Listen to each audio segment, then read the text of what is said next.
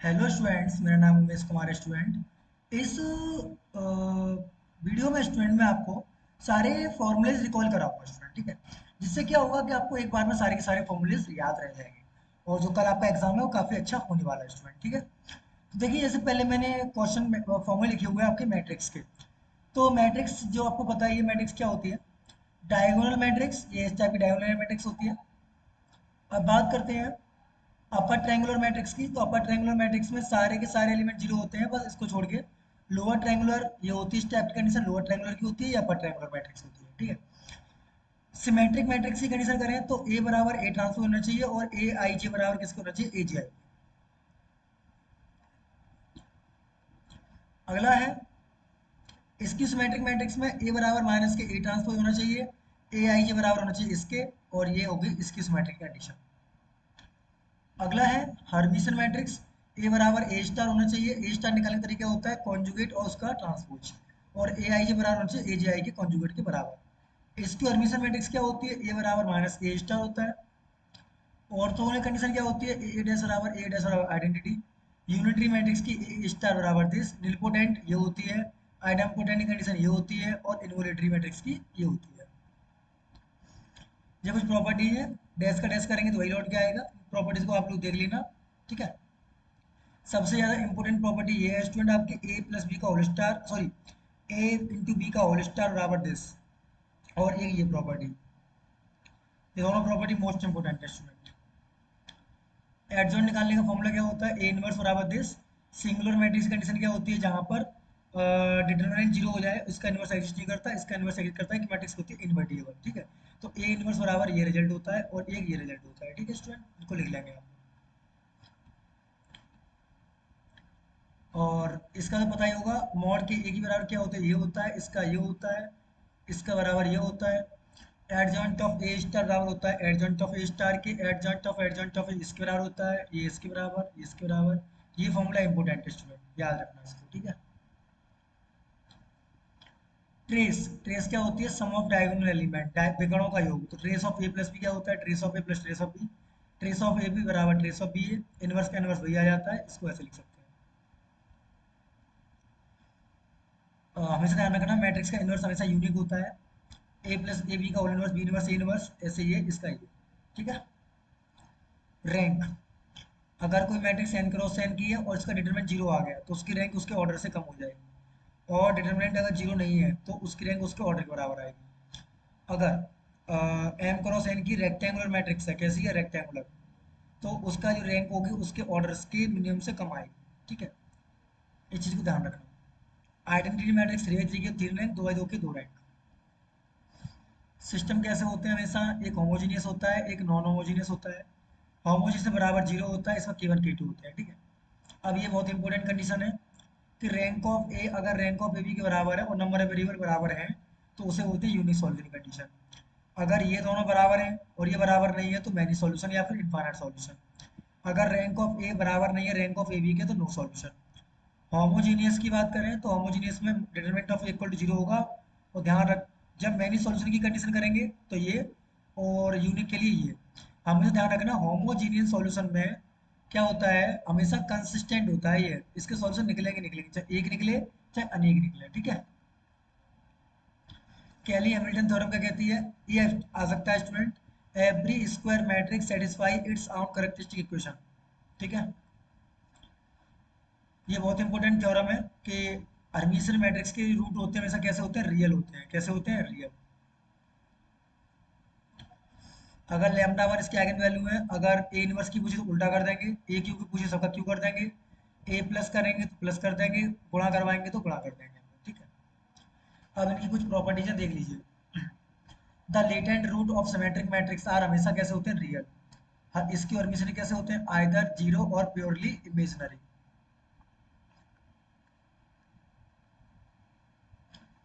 अगला है the roots of an orthogonal matrix are unit modulus के, और यूनिटरी के भी कैसे होते हैं? यूनिट मॉडुलस के। चाहे आप ए का ट्रांसपोज की रूट निकालो चाहे ए का निकालो, रूट बराबर होंगे। ठीक है, अगर कोई मैट्रिक्स कैसी है? आइडेम्पोटेंट, तो आइडेम्पोटेंट होगी तो ए स्क्वायर बराबर ए होगा, तो उसकी आइगन वैल्यू क्या आएंगे? जीरो और वन। ठीक है, अब बात करते हैं कॉम्प्लेक्स नंबर के फॉर्मूलेज की। तो ये कॉम्प्लेक्स नंबर के फॉर्मूलेज हो जाएंगे आपके ये पोलर फॉर्म हो गई इसकी, एक्स बराबर आर कॉस थीटा, वाई बराबर आर साइन थीटा। आर्गुमेंट निकालने का तरीका, अगर फर्स्ट को अप्लाई कर रहा है तो थीटा रहेगा, सेकंड अप्लाई कर रहा है तो पाई माइनस थीटा, और थर्ड अप्लाई कर रहा है तो थीटा माइनस पाई, और फोर्थ अप्लाई कर रहा है तो माइनस का थीटा रहेगा। ठीक है। डिमॉर्गन थ्योरम क्या होती है, पावर कहाँ जाती है, एंगल में आ जाती है, ध्यान रखेंगे। आइलर क्या होती है, ई की power i theta equal to cos theta plus i sine theta.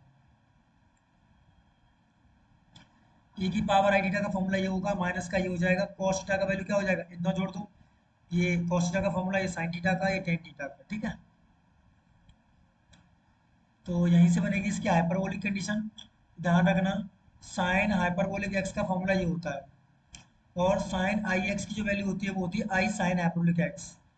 Cos theta का ये होता है, और कॉस हाइपरबोलिक एक्स की वैल्यू ये होती है। ध्यान रखना, ये दोनों में से पूछी जा सकती है कोई ना कोई एक। और ये होती है स्टूडेंट आपकी टेन हाइपरबोलिक एक्स की, और टेन आई एक्स क्या होता है, आई टेन हाइपरबोलिक एक्स।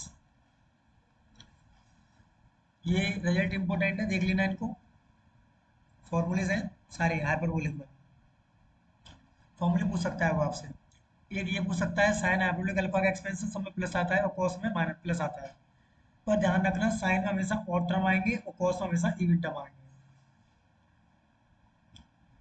अब बात करते हैं पीरियडिसिटी की। हाइपरबोलिक फंक्शन की पीरियडिसिटी होती है 2n पाई आई साइन कॉस की, और टेन कॉट की होती है पाई आई। ध्यान रखना, बहुत इंपॉर्टेंट रिजल्ट है ये। साइन हाइपरबोलिक एक्स हो चाहे कॉस हाइपरबोलिक एक्स हो, उसकी पीरियडिसिटी होती है 2n पाई आई की, और वैसे होती है पाई आई की। साइन हाइपरबोलिक माइनस एक्स की वैल्यू होती है इतनी, ध्यान रखना। इसका रियल पार्ट और इमेजिनरी पार्ट कैसे निकालेंगे, इसका ए प्लस आई लिख देंगे तो रियल पार्ट ये आएगा, इसका इमेजिनरी पार्ट ये हो जाएगा। ठीक है। और एक और बात ध्यान रखना, लॉग ऑफ माइनस एक्स की वैल्यू क्या होती है, तो आई पाई दिस। ये देख लेना अपना, ये बहुत इंपॉर्टेंट रिजल्ट है। लॉग माइनस एक्स की वैल्यू बहुत बार पूछी गई है। Log x plus i y का फॉर्मूला होता है 1/2 log x square plus y square plus i tan y upon x 2n। जब जनरल वैल्यू पूछे आपसे तो 2n पर ये जोड़ना है, अदरवाइज नहीं। ठीक है। ये लॉग के फॉर्मूलेज हैं आपके। अब ये जो फॉर्मूलेज हैं इनको लिख लेना, साइन हाइपरबोलिक का, टेन हाइपरबोलिक का, कॉस का, साइन आई इसका ये क्या होता है। ये सारे फॉर्मूले बहुत इंपॉर्टेंट है, इनको एक पेज में लिख लेंगे, एक दो बार रिकॉल कर लेंगे आप लोग। ठीक है। हाँ, होमोजीनियस डिफरेंशियल इक्वेशन की बात करते हैं तो y equal to b x रहता है, तो d y over d x के लिए रख देते हैं, इस तरह सॉल्व करते हैं। लीनियर को सॉल्व करने के लिए ये फॉर्म में होना चाहिए, तो उसका इंटीग्रेशन फैक्टर निकालते हैं, और कंप्लीट सॉल्यूशन के लिए फॉर्मूला यूज करते हैं। ठीक है। अगर वो सवाल एक्स में दे रखा है तो पी डी वाई आ जाएगा। ठीक है। बर्नौली में क्या करते हैं, इसका डिवाइड देके सॉल्व करते हैं हम बर्नौली। ठीक है। एग्जैक्ट की कंडीशन क्या होती है, ध्यान रखना, एग्जैक्ट की होती है del M upon del y बराबर del N upon del x, L exact. Integration कैसे करते हैं, बाई को यहाँ पर कांस्टेंट मानते हुए, यहाँ पर अलोन बाई का। इंटीग्रेटिंग फैक्टर क्या होता है, इंटीग्रेटिंग फैक्टर देखो, जब भी होमोजीन सॉरी एग्जैक्ट नहीं बनती है तो उसे एग्जैक्ट मानने के लिए, तो जब भी कोई होमोजीनियस हो तो मल्टीप्लाई करेंगे 1 upon m x plus n y का। इस टाइप की होगी तो करेंगे 1 upon m x minus n y का।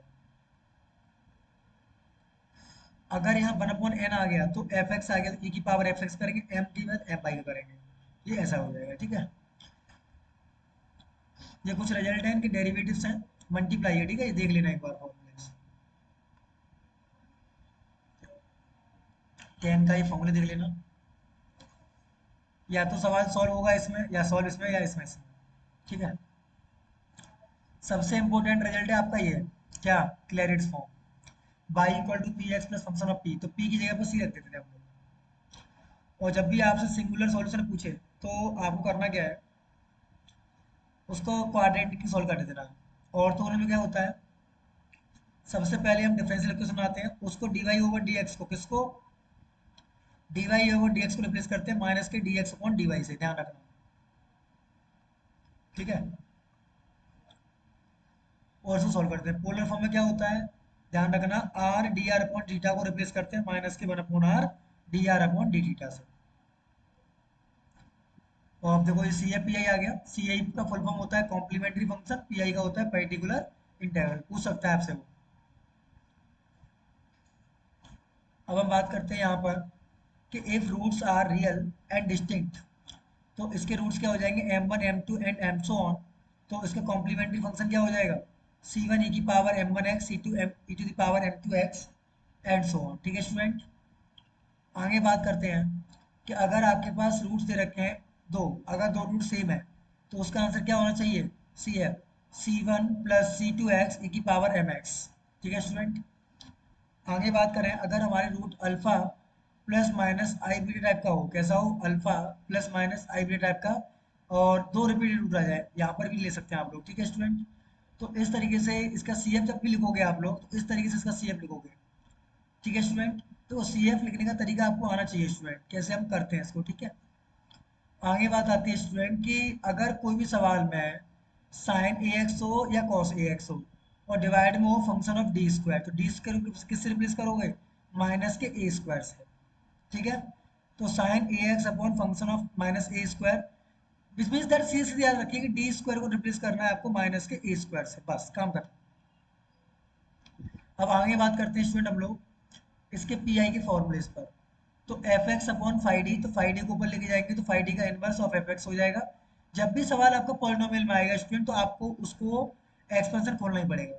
इसमें कुछ जो ज़्यादा यूज करने वाले एक्सपेंशन है वो ये है, पहला एक्सपेंशन, दूसरा एक्सपेंशन, तीसरा और चौथा। ठीक है स्टूडेंट। अब बात करते हैं बाइनोमियल एक्सपेंशन की। तो ये सबसे जानते हैं बाइनोमियल एक्सपेंशन ये होता ही है, जो ट्वेल्थ क्लास में पढ़ा होगा आप लोगों ने। अब बात करते हैं सबसे इंपॉर्टेंट रिजल्ट की, one upon d minus m और इंटू क्यू टाइप का कोई भी दे रखा हो, तो उसका पर्टिकुलर इंटीग्रल फॉर्मूला होता है ई की power m x integration this. ये रिजल्ट आपको पूछा जा सकता है। अगर कोई सवाल इस टाइप का ई की power a x into b upon f D, तो करना कुछ नहीं है, शिफ्ट कर देना है बी की जगह पर डी प्लस ए। और अदरवाइज इसके बारे में जानते ही होंगे आप लोग क्या है ये। अब बात करते हैं होमोजीनियस की स्टूडेंट, किसकी, होमोजीनियस में। ध्यान रखना हमेशा एक्स स्क्वायर इसको रिप्लेस करते हैं डी डी माइनस वन से इससे, और यहाँ पर एक्स की जगह पर हमेशा क्या मानते हैं, e की पावर जेड, या कह सकते हैं log x बराबर जेड। ये चीज़ें आपको पता होनी चाहिए स्टूडेंट। अब हम बात करते हैं यहाँ पर जियोमेट्री के बारे में। ठीक है। तो देखो आपके पास जो आर वेक्टर होता है उसी को हम लोग पोजिशन वेक्टर कहते हैं। तो x i cap plus y j cap plus z की कैप, तो आर स्क्वायर की वैल्यू क्या होगी, x square plus y square plus z square, और आर की वैल्यू होगी रूट में x square plus y square plus z square. और यहाँ पर कॉस अल्फा की वैल्यू क्या होगी, x upon r, y upon r और जेड अपॉन आर। देखो अगर आप देखना चाहें डायग्राम के थ्रू, तो ये पॉइंट है आपका alpha, and this is your beta and this is your gamma. ठीक है। तो अगर आप कॉस अल्फा को देखेंगे तो बेस अपॉन हाइपोटेन्यूस है ना, तो एक्स अपॉन आर ये, वाई अपॉन आर ये, और इसी को बोलते हैं एल, इसी को बोलते हैं हम लोग एम, इसी को बोलते हैं एन। ठीक है। इन तीनों को भर करके जोड़ देंगे तो आपको पहला रिजल्ट मिल जाएगा ये रख सकते हैं। साइन में देखेंगे तो टू आएगा और कॉस में देखेंगे तो माइनस वन। इन तीनों में से आपको स्टूडेंट कम से कम दो क्वेश्चन या एक क्वेश्चन, मिनिमम तो एक क्वेश्चन, मैक्सिमम दो क्वेश्चन आपको देखने को एग्जाम में मिल सकते हैं इन फॉर्मूले पे। अब बात करें प्रोजेक्शन की, तो प्रोजेक्शन का फॉर्मूला होता है a dot b upon mod b. जिसका जिस पर पूछा जाएगा उसका प्रोजेक्शन आपको हमेशा नीचे मिलेगा। ठीक है स्टूडेंट। अब बात करते हैं section of a line segment joining two points. तो एक्स बार की वैल्यू क्या होगी, m one x two plus m two x one. ये आप लोगों ने इसको आई थिंक टेंथ क्लास में पढ़ा होगा आपने, है ना, तो वो चीज़ है ये। और जब भी आप लोगों से बोला जाता था रेशियो निकालो, तो लैम्डा रेशियो वन मान के करते थे ना आप लोग, तो इसका रेशियो के लिए फॉर्मूला ये रहेगा, हमेशा ध्यान रखेंगे आप। ठीक है।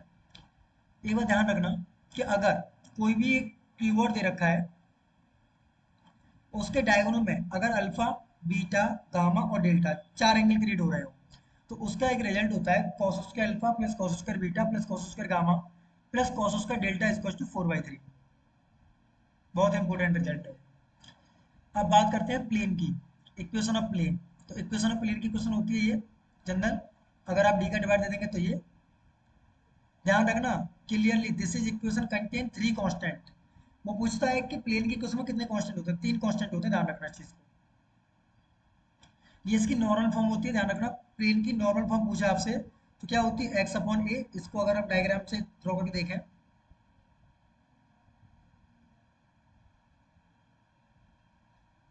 कुछ स्टेप से है ना, तो ये हो जाएगा ए जीरो जीरो, ये हो जाएगा जीरो बी जीरो, और ये हो जाएगा जीरो कॉमा सी। तो ये जो डिस्टेंस है स्टूडेंट, ये डिस्टेंस बी रहती है, और ये वाली डिस्टेंस जो ए है, and this one is c. तो इसकी इंटरसेक्ट फॉर्म निकल के आती है ये वाली स्टूडेंट, ध्यान रखेंगे इस चीज को, है ना। आगे बात करें स्टूडेंट हम लोग, इसकी नॉर्मल फॉर्म पूछ सकता है वो, प्लेन की नॉर्मल फॉर्म। तो l x plus m y plus n z equal to p होती है। अगर प्लेन किसी तीन पॉइंट्स के पास हो रहा है, इससे, इससे या इससे, तो करना क्या है, उसकी इक्वेशन कैसे निकालोगे, ये इसकी इक्वेशन निकालने का फॉर्मूला है। ठीक है। अगर आपको सिंपल फॉर्म दे रखी है उसे नॉर्मल फॉर्म पूछी जाए तो इस तरीके से निकालते हैं उसकी सिंपल फॉर्म से नॉर्मल फॉर्म, ध्यान रखना इस चीज को, ठीक है। If a plane parallel to x y plane, जब भी प्लेन एक्स वाई प्लेन के पैरेलल होगा तो वहां पर एक्स वाई जीरो हो जाएगा, यानी कि आपका रह जाएगा केवल एन जेड। और इंटरसेप्ट फॉर्म में क्या रह जाएगा, केवल जेड इक्वल टू सी, क्योंकि एक्स और वाई जीरो हो जाएंगे। जिस प्लेन के पैरेलल पूछेगा वो वेरिएबल तो आना ही नहीं चाहिए लाइफ में। क्लियर है यहाँ तक। अब बात करते हैं हम लोग आगे, plane parallel plane to coordinate axis. तो प्लेन जो पैरेलल अगर करें हम लोग coordinate axis, you know very well, coordinate axis जो होती है एक्स एक्सिस, वाई एक्सिस और जेड एक्सिस। तो सबसे पहले हम बात करते हैं एक्स एक्सिस की। तो इसमें एक्स एक्सिस के पैरेलल होगा तो एक्स नहीं होगा, देखो इसमें, ठीक है। और बाई एक्सिस के पूछेगा तो बाई नहीं होगा, ठीक है। और जेड का पूछे तो जेड नहीं होना चाहिए, ये दिमाग में डाल लीजिए आप लोग। अगर वो प्लेन कहता है कि इस एक पॉइंट से पास होने वाली प्लेन की क्वेश्चन बताओ, तो आप कैसे बताओगे, a x minus x one, b y minus y one, c z minus z one, इस तरीके से कर दोगे इसे। एंगल बिटवीन टू प्लेन्स, तो ये दो प्लेन दे रखे हैं, इसका फॉर्मूला निकालने का ये आपने पढ़ाई होगा बचपन में। और जब भी 90 डिग्री में कट करेंगे तो एंगल पाई बाई टू आएगा। अगर आपके पास इक्वेशन मान लीजिए दो प्लेन दे रखे हैं, तो उसकी इक्वेशन क्या बनेगी स्टूडेंट, एस, देखो ध्यान रखना स्टूडेंट, दो प्लेन मिलके एक लाइन बनाते हैं, दो प्लेन मिलके एक लाइन बनाते हैं, तो लाइन की इक्वेशन हो जाएगी s one plus lambda s two. ध्यान रखना स्टूडेंट इसको, दो प्लेन मिलके क्या बनाते हैं student, line. If the DC मतलब direction cosine of a line LMN है और ये है, ध्यान रखना पर लाइन में और प्लेन में जब परपेंडिकुलर होते हैं तो ये कंडीशन होती है, ध्यान रखना इसमें, बहुत इंपॉर्टेंट लाइन है। और जब लाइन प्लेन के पैरेलल होती है तो डॉट जीरो होता है। ये बहुत इंपॉर्टेंट रिजल्ट है, इस रिजल्ट से क्वेश्चन एग्जाम में मिलेगा ही मिलेगा आपको। ये दिखाई दे रहा है आपको, ये चीज। अब बात करते हैं the plane bisecting the angle at origin, तो बाइसेक्ट करे ओरिजिन पर, तो उसके लिए ये रिजल्ट हो रहेगा स्टूडेंट, मैंने आपको काफी बार बता रखा है इसके बारे में, तो उसको देख सकते हैं आप लोग एक बार।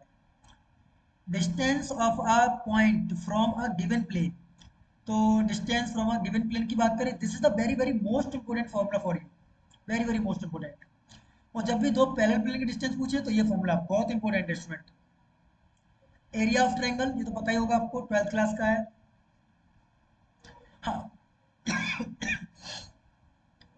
आपके पास तीन पॉइंट दे रखे हो ए बी सी, तब आपसे पूछे इसके वर्टेक्स निकालो सेंट्रॉइड के लिए, तो तीनों को जोड़ के तीन का भाग, तीनों को जोड़ के तीन का भाग, तीनों को जोड़ के तीन का भाग। लाइन की क्वेश्चन पूछिए तो लाइन के क्वेश्चन के लिए एल की वैल्यू ये एम एन, तो लाइन की क्वेश्चन जनरल होती है student x minus x dash upon l, y minus y dash upon l, ये लाइन की क्वेश्चन होती है स्टूडेंट, ये 12th क्लास में आपने पढ़ी होगी। अब बात करें स्टूडेंट हम लोग किसकी, कोऑर्डिनेट एक्सिस की, किसकी बात करें, कोऑर्डिनेट ऑफ लाइन की। तो लाइन के कोऑर्डिनेट हो जाएंगे एल, देखो यहाँ से आप लोग एक्स की वैल्यू निकालो, इसको इसके तरह रखो आर के, तो यहाँ से क्या आएगा, l r plus x dash m r plus y dash comma n r plus z dash, ये कोऑर्डिनेट ऑफ लाइन आ गए। अब वो पूछता है अगर ओरिजिन से पास हो रही है तो एक्स अपॉन एल बराबर वाई अपॉन एम बराबर z upon m. Equation to the axis of x are क्या हो जाएगा, एक्स एक्सिस से पूछ रहा है तो एक्स पर वैल्यू होगी other than y z zero होगी, ध्यान रखना। और अगर वाई पर पूछेगा तो वाई वाली वन होगी और एक्स और जेड जीरो होगा, है ना। और जेड वाली पूछता है तो जेड वन होगी अदर देन टू जीरो होंगे।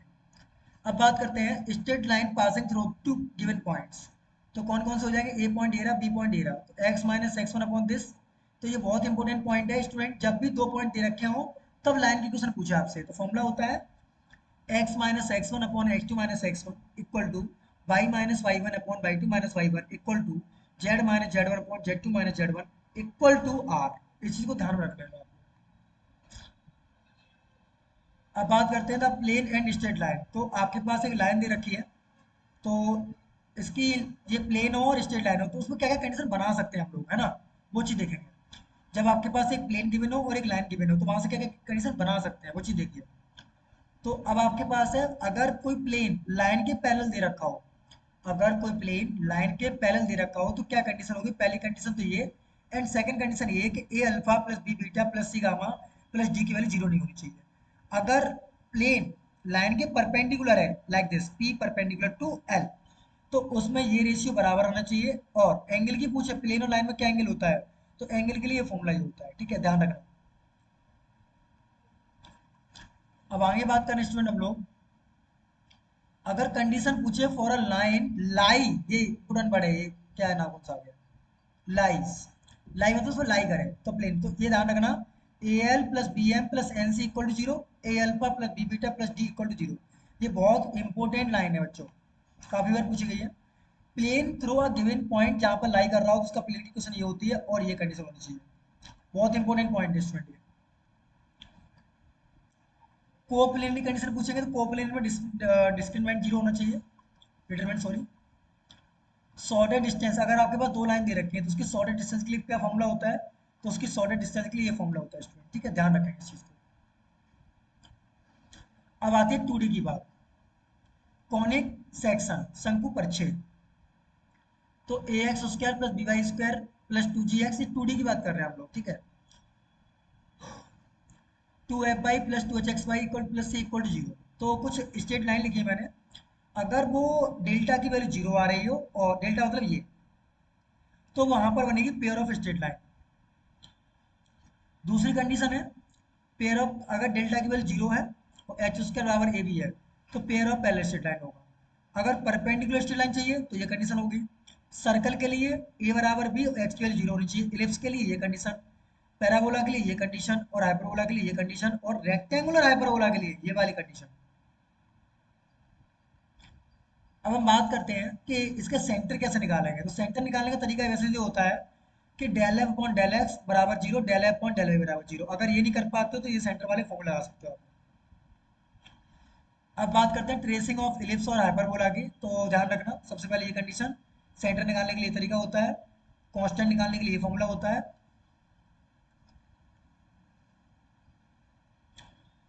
Equation of a conic refer to centre, तो x1 y1 के लिए ये फॉर्मूला रहेगा स्टूडेंट आपका। स्टैंडर्ड फॉर्म क्या होती है इसकी, ए एक्स स्क्वायर, ये स्टैंडर्ड फॉर्म रहती है, ध्यान रखना है, पूछी जाती है। हाँ, ये क्वेश्चन बहुत बार पूछा गया है, ये फॉर्मूला लेंथ ऑफ एक्सेस निकालने के लिए। और सबसे इंपॉर्टेंट तो ये है, देखो दिखाई दे रहा है आपको, अगर r one square r two square both are positive sign आ जाएंगे, कैसे आ जाएंगे पॉजिटिव, तो बनेगी इलिप्स। क्या बनेगी इलिप्स। अगर एक पॉजिटिव और एक नेगेटिव आ गया तो बनेगा हाइपरबोला। अगर दोनों के दोनों पॉजिटिव हैं तो इलिप्स बनेगी, अगर एक पॉजिटिव और एक नेगेटिव आ गया तो ध्यान देना वो हमेशा हाइपरबोला बनेगा। और लेंथ ऑफ मेजर एक्सेस निकालने के लिए 2r1 और माइनर एक्सेस निकालने के लिए 2r2। तो वही लिखा हुआ है मैंने, r one square and r two square r negative, या फिर दोनों पॉजिटिव आ जाए, सॉरी एक पॉजिटिव और एक नेगेटिव आया तो वहां पर क्या बनेगा बच्चों आपका हाइपरबोला। इक्वेशन ऑफ एक्सेस के लिए ये फॉर्मूले दोनों लिख लेना, बहुत इंपॉर्टेंट है। लेटस रेक्टम के लिए फॉर्मूला पूछे तो two b t square upon a r one, yes exactly. और इसेंट्रिसिटी के लिए ये, इसकी इसेंट्रिसिटी जो होती है एलिप्स की 1 से कम होती है, हाइपरबोला की 1 से ज़्यादा, और पैराबोला की 1 होती है, ठीक है, ध्यान रखना। ये फॉर्मूला भी इंपॉर्टेंट है, एक दो बार पूछा गया, देख लेना इसको, ठीक है, 10 वाला। और डायरेक्ट्रिक्स पूछे तो e one r one upon e, polar coordinate में आ जाइए, तो पोलर कोऑर्डिनेट सब जानते ही, तो पोलर कोऑर्डिनेट होते ही हैं। डिस्टेंस बिटवीन 2 पॉइंट के लिए बात करें ये होता है पोलर इक्वेशन, ये होती है, ध्यान रखना। अब बात करते हैं the polar equation of a straight line through the pole and inclined at an angle alpha to the two b line edge, तो थीटा बराबर क्या होगा इसमें, अल्फा होगा, ध्यान रखना। ये वाला भी रिजल्ट है, देख लेना इक्वेशन ऑफ लाइन का। ये पोलर इक्वेशन है सर्कल की, ध्यान रखना, सर्कल की पोलर इक्वेशन होती है। Centre in a plane, in case of this what happen, ये यस, यहाँ पर अल्फा, सॉरी यहाँ पर ए इक्वल टू अल्फा आना चाहिए, सेंटर के लिए अल्फा की वैल्यू जीरो होती है। हाँ, जब भी आपसे पूछे सरकमफ्रेंस के लिए, किसके लिए पूछे, सरकमफ्रेंस के लिए, तो आंसर आएगा आर बराबर टू कॉस अल्फा, और जब भी टेंजेंट के लिए पूछे तो साइन आएगा। ये चीज आपको ध्यान देनी है आपको, ठीक है। अब बात करते हैं पोलर इक्वेशन ऑफ कॉनिक, तो पोलर इक्वेशन ऑफ कॉनिक होती है एल अपॉन आर बराबर one minus E cos theta. अगर ई की वैल्यू वन है तो पैराबोला, वन से कम है तो हाइपरइलिप्स, और वन से ज्यादा है तो hyperbola. To find the polar equation, तो उसकी पोलर इक्वेशन पूछिए, तो ये दोनों सेम रिप्रेजेंट करते हैं, ध्यान रखना। ये दोनों पैराबोला के लिए एल अपॉन आर बराबर, तो ई कॉस थीटा, ई की वैल्यू वन रख सकते हैं आप लोग। हाँ ये इंपोर्टेंट है, डायरेक्ट्रिक्स का फॉर्मूला होता है एल अपॉन आर बराबर ई कॉस थीटा, और एलिप्स में माइनस होता है। डायरेक्ट्रिक्स करस्पॉन्डिंग दिस, तो इसका ये फॉर्मूला होता है, और टेंजेंट के लिए ये वाला फॉर्मूला, ये वाला मोस्ट इंपोर्टेंट फॉर्मूला है, एक से दो बार पूछा गया है। अगर हम बात करें स्फीयर की, यानी कि गोला की, तो गोला में सब लोग पता होगा, ये जनरल इक्वेशन होती है इसकी। और अगर कोई क्वेश्चन ऐसे लिखी गई तो यहाँ पर सेंटर होंगे इसके x1 y1 और z1। अगर आपके पास दो डायमीटर दे रखे हैं, क्या दे रखे हैं, डायमीटर, तो उसके लिए सर स्फीयर की इक्वेशन होती है x minus x one x minus x two plus y minus y one y minus y two plus z minus z one z minus z two. और एक कंडीशन और है कि a बराबर b बराबर c होना चाहिए। सेंटर निकालने के लिए क्या फॉर्मूला होता है, minus u minus b minus डब्ल्यू। और रेडियस निकालने के लिए क्या होता है, u square plus b square plus डब्ल्यू स्क्वायर माइनस के डी। और स्फीयर दे रखे हैं तो उसका स्फीयर और प्लेन मिलके बनता है सर्कल, तो एक क्वेश्चन हो जाएगी सर्कल की, s plus lambda equal to zero. Great circle क्या होता है, जो स्फीयर को अगर हम सेंटर से बीच में से काट रहे हैं तो उसी को बोलते हैं ग्रेट सर्कल। और ग्रेट सर्कल में ध्यान रखना, उसकी रेडियस किसकी, स्फीयर की, और सर्कल की रेडियस सेम होती है, ठीक है स्टूडेंट। जब भी वो ग्रेट सर्कल होगा, तो मैं यहाँ पर मेंशन कर रखा है आप लोगों के लिए, the centre and radius of a great circle are same as sphere, ठीक है। इंटरसेक्शन अगर कर रहा है इसको, तो ये कट लाइन आनी चाहिए इस टाइप से, ये इंटरसेक्टिंग के लिए हो गया। कंडीशन पूछे अगर टेंजेंट के लिए, तो टेंजेंट को सुनो ध्यान से, जब भी एक्स स्क्वायर आए तो एक्स स्क्वायर रिप्लेस करो एक्स एक्स वन से, वाई स्क्वायर आए तो उसको रिप्लेस करो वाई वाई वन से, जेड स्क्वायर आए तो जेड जेड वन से, और एक्स आए तो x plus x one upon two से। इस तरीके से इसको रिप्लेस करते जाइए और आंसर आपको आते जाएंगे, ठीक है। ये इंपॉर्टेंट है, रिजल्ट देख लेना आप लोग। अब बात करते हैं tangent line plane at any point perpendicular to the radius through this. तो ये इंपॉर्टेंट पॉइंट है, ये वाला परपेंडिकुलर होती, ध्यान रखना, ये बहुत इंपॉर्टेंट लाइन है, पूछा जाएगा आपसे ये वाला क्वेश्चन, ये वाला। कंडीशन पूछ रहा है प्लेन पासेस थ्रू टेंजेंट, तो इसकी ये कंडीशन होती, ध्यान रखना। और सबसे ज्यादा most important condition intersecting, orthogonal intersect करे तो इसके लिए कंडीशन ये होती है। और कंडीशन क्या होती है रेडियस निकालने के लिए, r one r two under root में आर वन का square plus r two square. एक और कंडीशन मिली है, अगर कोई दो स्क्वायर एक्सटर्नल टच कर रहे हैं, तो इसकी कंडीशन होगी r one plus r two बराबर सी वन सी टू। अगर इंटरनल टच कर रहे हैं लाइक दिस, इस तरीके से इंटरनल टच, तो इसकी कंडीशन होगी r one minus r two बराबर c one c two. Cylinder, तो पता ही है आपको, सिलेंडर के लिए क्या चाहिए, सरफेस चाहिए और एक गाइडिंग कर्व चाहिए आपको, है ना। ये कुछ कंडीशन दे रखे हैं, अगर पैरेलल हो जेड एक्सिस के, तो जेड एक्सिस में एक्स और वाई रहेगा, जेड जीरो रहेगा, ठीक है। और इक्वेशन ऑफ सिलेंडर रहेगी केवल एक्स वाई में, और एक्स एक्सिस के पैरेलल रहेगा तो एक्स वाई में ये जीरो हो जाएगा। ये कंडीशन चेक कर लेना बेटा, यहाँ से बहुत सारे क्वेश्चन बन सकते हैं आपके लिए। अब बात करते हैं to find the equation of a right circular cylinder with axis.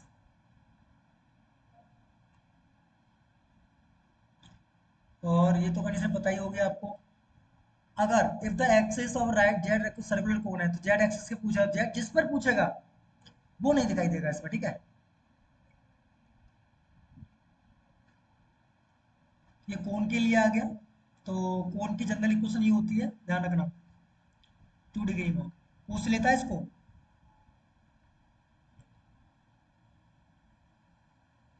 General equation of cone, हाँ ये रिलेटेड पूछ लेता है। इक्वेशन ऑफ रिप्रेजेंट, ये कब कोन को रिप्रेजेंट करेगा, जब u square upon a plus b square upon b plus डब्ल्यू square upon c equal to d type का होगा। रेसिप्रोकल कोन की बात करें तो रेसिप्रोकल कोन एक दूसरे के 90 डिग्री पर होते हैं, पहली बात देखो लाइक दिस, इस तरीके से। तो रेसिप्रोकल कोन के लिए कंडीशन है, पर एक बार ध्यान रखना, रेसिप्रोकल कोन में क्या रखना है वो आपको बताता रहूंगा। हाँ एक और अगर वो पूछता है कि थ्री म्यूचुअली परपेंडिकुलर जनरेटर्स है, तो ए प्लस बी प्लस सी जीरो होना चाहिए, कंडीशन है ये म्यूचुअली परपेंडिकुलर की, और तीनों का सम जीरो नहीं होना चाहिए। और थ्री म्यूचुअली परपेंडिकुलर टेंजेंट की बात करें, वो तो परपेंडिकुलर की है, टेंजेंट की बात करें तो ये कंडीशन होनी चाहिए। ये आई थिंक डेल्टा है, क्या है बच्चों, ये डेल्टा, डेल्टा की वैल्यू जीरो।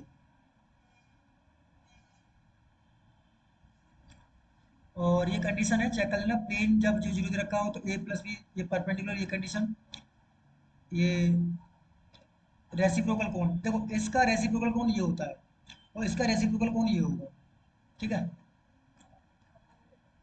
ये मोस्ट इंपोर्टेंट है, इसका रेसिप्रोकल कोण ये होता है, इसका ये होता है, ये भी रिजल्ट इंपॉर्टेंट है, ठीक है स्टूडेंट। सेंट्रल कॉनिक कोऑर्डिनेट में बात करें तो पहले हम बात करते हैं जब भी कोई फंक्शन बाई कॉमा जेड बराबर जीरो और एक्स के जीरो है तो एक्स एक्सिस के अबाउट रोटेट करना है, तो बाई के अबाउट करना है तो बाई को रिप्लेस कर देंगे हम लोग, सॉरी एक्स जेड को अंडर रूट में Z square plus x square. अगर स्फीयर की बात करें तो स्फीयर में एक्स एक्सिस के अबाउट ये बन जाएगा स्फीयर आपका। हमेशा सब रिजॉल्व करने से बनते हैं। कौन किस किस से मिलकर बनता है, तो कौन बनाने के लिए आपको क्या चाहिए, एक लाइन चाहिए, एंगल अल्फा, इसको रोटेट कर देंगे तो कौन बन जाएगा, देखो इस तरीके से, है ना। तो कौन की इक्वेशन ये होती है बाई एक्सिस में और ये होती है एक्स एक्सिस में। स्फेरॉइड में दो आते हैं एलिप्सॉइड, एलिप्सॉइड दो टाइप के होते हैं, एक प्रोलेट होता है, प्रोलेट में हम एलिप्स को रोटेट करते हैं अबाउट मेजर एक्सिस, और ओवलेट में रिजॉल्व करते हैं अबाउट माइनर एक्सिस। ये चीज बहुत ध्यान देनी है आपको। क्या कह रहा हूं मैं आपसे, प्रोलेट में आपको जो एलिप्स को रोटेट करना है वो करना है मेजर एक्सिस के अबाउट, तो ये बनता है। और ओवलेट में तो इसकी ये प्रोलेट की क्वेश्चन आ गई, ठीक है।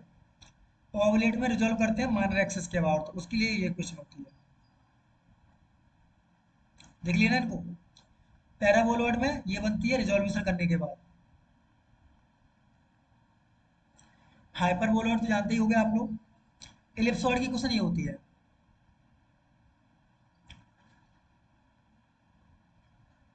ये हाइपरबोलिक वन साइड की सीट है, और ये सेंट्रल कॉनिकॉइड की क्वेश्चन है, ये पैराबोलॉइड की क्वेश्चन है, ये देख लेना दोनों को। हाँ कंडीशन दे रखी है, देख लेना इनको। ये भी बहुत इंपॉर्टेंट रिजल्ट है, काफी बार पूछा गया ये वाला, और एक ये वाला। अब मैं कुछ आपको बता दूं, जब भी वो पूछे आपसे हाइपरबोलॉइड, क्या पूछे, हाइपरबोलॉइड, तो एक होता है हाइपरबोलॉइड वन सीट, एक होता है टू सीट। तो वन सीट में क्या करेंगे, देखो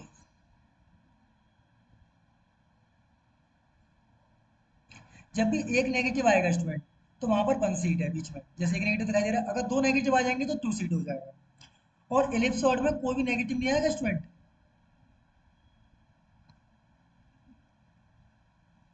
ये ध्यान रखना आप लोग।